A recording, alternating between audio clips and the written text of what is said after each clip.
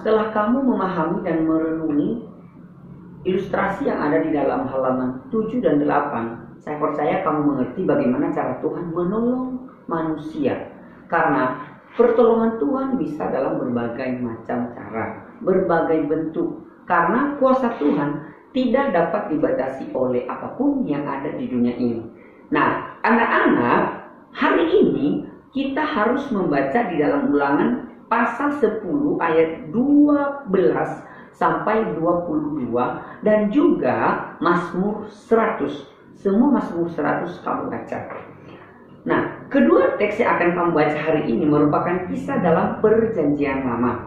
Teks dalam Alkitab Ulangan berisi tentang nasihat kepada umat Israel. Mengapa demikian? Karena kebaikan Tuhan selalu terjadi dalam kehidupan orang Israel. Seringkali nenek moyang Israel dan keturunannya menyimpang dari kehendak Tuhan.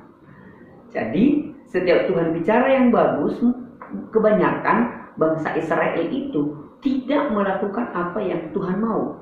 Mereka selalu berbelok dari apa yang Tuhan inginkan. Dalam kitab Ulangan tersebut, Allah dikatakan membela orang-orang atau siapa saja tanpa memandang bulu.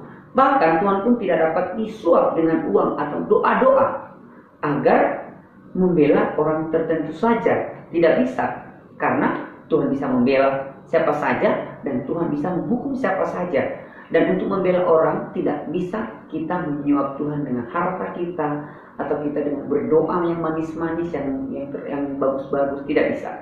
Karena Tuhan punya kuasa, mau dia bela, mau dia hukum, itu haknya Tuhan.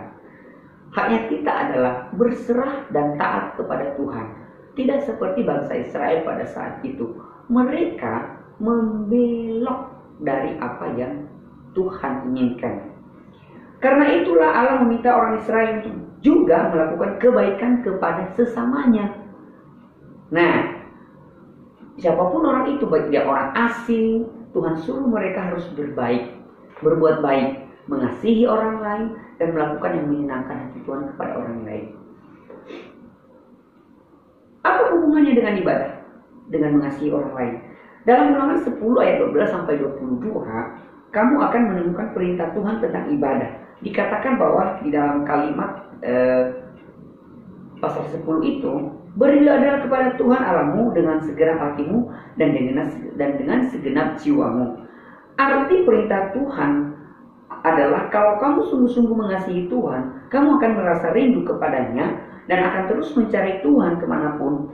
Nah, wujud nyata kasih dan pencarianmu akan Tuhan diwujudkan dalam ibadah. Dengan mengasihi sesama kamu, dengan mengasihi orang di sekitar kamu, kamu juga sudah menunjukkan bahwa kamu mengasihi Tuhan dan juga sudah menunjukkan bahwa kamu itu beribadah kepada Tuhan. Setelah beribadah dalam arti kebaikan, kebaktian dan kebaikan, kamu akan melanjutkan ibadah tersebut dalam perbuatan nyata, yakni mengasihi alam dan sesama ciptaan Tuhan.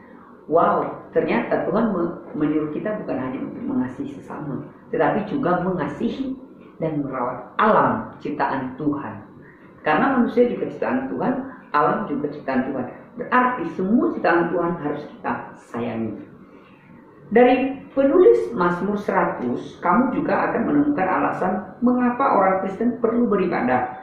Dengan puitis, penulis Mazmur memuji Tuhan Allah, karena kita selalu dianggap sebagai milik Allah yang selalu dipelihara oleh Allah dengan baik.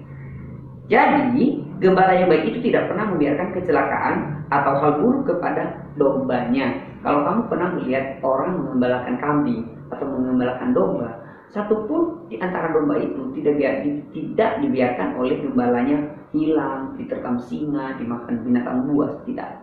Dia selalu menjaga. Demikianlah Tuhan juga menjaga kita. Tuhan tidak membiarkan kita mengalami hal-hal yang tidak baik.